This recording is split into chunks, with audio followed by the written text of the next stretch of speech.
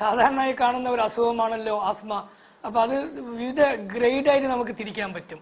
അതിൽ ഏറ്റവും വളരെ സാധാരണമായി നമുക്ക് കാണുന്നത് ഇന്റർമിറ്റന്റ് ആസ്മയാണ്. എപ്പോഴെങ്കിലും ഉണ്ടാകുന്ന ആസ്മ, ഒരാഴ്ചയിൽ പോലും ഒരിക്കൽ കാണുന്നില്ല, മാസത്തിൽ ഒരിക്കലോ കൊല്ലത്തിൽ 2 പ്രാവശ്യം 3 പ്രാവശ്യമോ കാണുന്ന ആസ്മയ്ക്ക് സ്ഥിരമായി മരുന്നുകൾ ഉപയോഗിക്കേണ്ട ആവശ്യമില്ല.